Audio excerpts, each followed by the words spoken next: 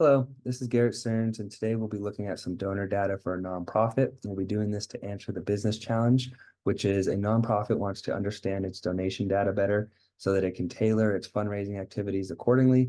The company wants to better understand who is giving them donations, how frequently, where they are located, and for what purposes. The assumed audience for this presentation is going to be the head of the fundraising team for this nonprofit, as this presentation is going to be informing the fundraising team of some actions that they can take. And I got my data from Mockaroo.com. I got it generated there. So we'll take a quick look at it. Have our 5 different tables. The donation info table kind of ties everything together. And then each of the categories that we're basing our analysis off are in these other tables. So we'll jump right in with the first metric, which is just the general total amount of donations. And we then allocated that number across all the different categories so that we know how frequently the donations are being made, to what funds they're being made, who's making the donations, and what regions they're coming from. And the implication here is we see that corporations are by far donating the most. So fundraising activities can focus in more on fundraising with corporations for better return. We also see that the West is bringing in the least amount of donations. So we can work on, the fundraising team can work on trying to get numbers up in the West versus the other regions, put a little bit more effort into the West. And same thing with the environment, that's our least donated to fund. So it needs a little bit of extra effort to get those numbers up from the fundraising team. Next, we're going to look at the different donation frequencies, and we're going to allocate them across the different donor types so we know how frequently our donor types are donating.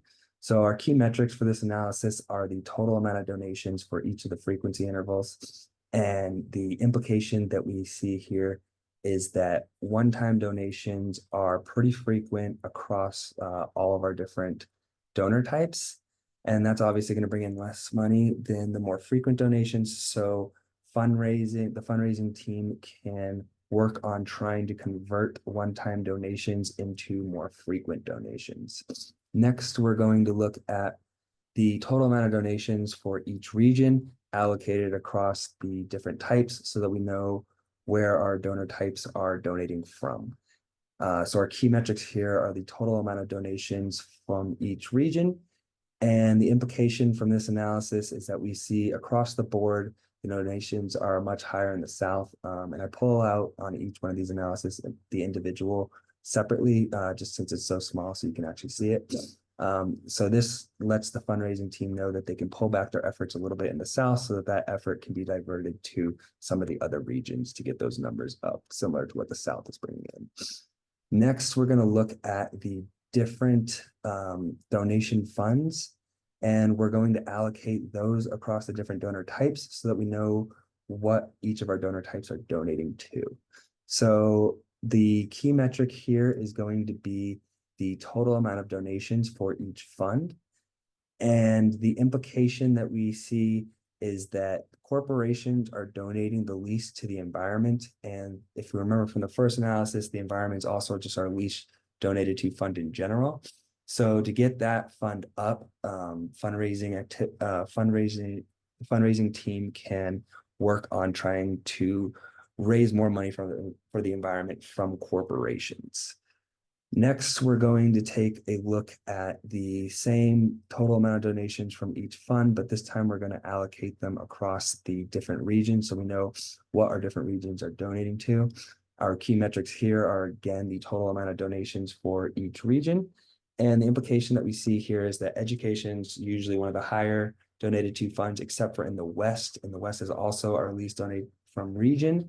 So fundraising activities can definitely need to focus in on the West, and when they're in the West, they need to specifically focus in on education. So that'll conclude the analysis. Using the visuals in this report, the company now understands how many donations it is getting from each donor type and how much each donor type is donating towards the other categories. And so this is all to inform the fundraising group so that they can take the following actions. They now know that the corporations make up the majority of the donated money. So corporate fundraising is now a priority for the team. We see that There are less donations coming from the West than any of the other regions, so we need to put more effort into raising money in the West. We see that one-time donations are pretty high, so the fundraising team can work on trying to convert one-time donations into more frequent donations. We see that more donations are coming from the South across the board from all types, so we can pull back our efforts in the South a little bit and redivert that effort to some of the other regions. We see that corporations are donating the least to the environment, and the environment is also just generally our least donated to fund. So to get that fund up, when fundraising with corporations, we can focus in more on trying to raise money for the environment.